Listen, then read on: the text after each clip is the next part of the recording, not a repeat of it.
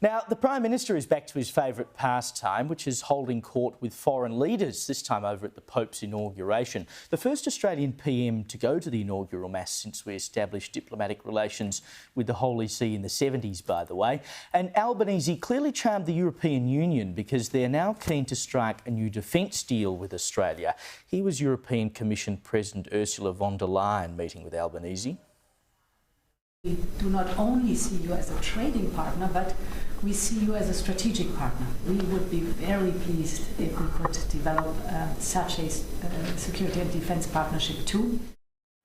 To help break down what this is supposed to look like, what this deal might look like, I'm joined now by Director of Strategic Analysis Australia, Michael Shoebridge. Michael, based on what we've heard so far, and we know that the EU has done deals with a number of other nations recently, what would they be expecting of us and what should we be expecting of them?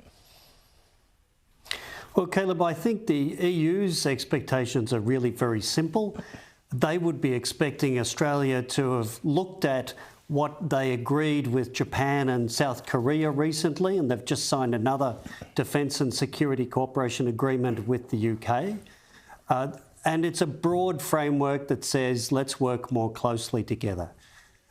The mystifying thing to me is that the Prime Minister seemed to be either very badly briefed or not have remembered what the brief would have told him, because he sounded like he was mystified by the whole thing and it was at a very early stage.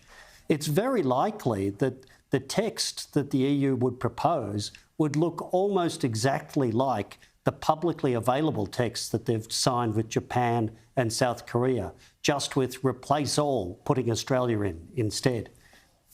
If that's the case and Albo's not across it, I mean, what was he talking to them about? What was the point? He went all the way there. Surely he went there to do a deal. Well, I think this is the problem, really. When he does these visits, he seems to think just having the meeting is the outcome and maybe agreeing to meet again. And I've certainly met plenty of diplomats in our Foreign Affairs department that think meetings are the outcome. But really, when the Prime Minister talked about it, he talked about maybe we'd have negotiations on it within NATO.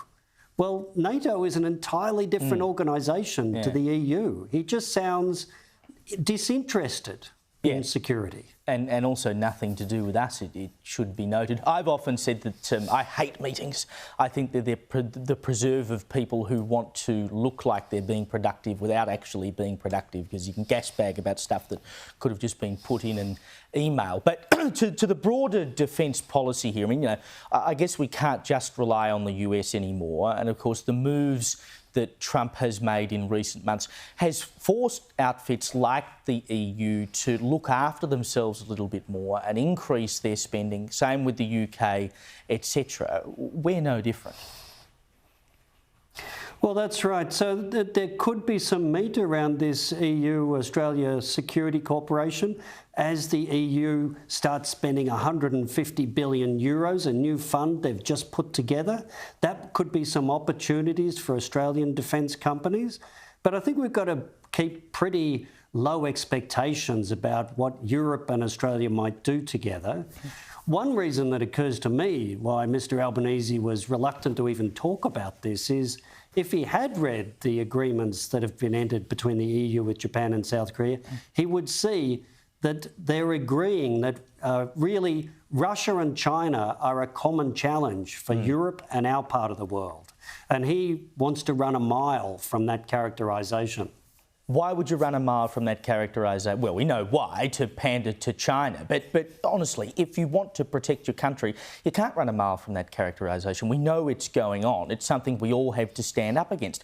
And how could we expect allies, be they in Europe or the US or the UK or anyone else, to stand by us if we're not willing to acknowledge the same things that they are?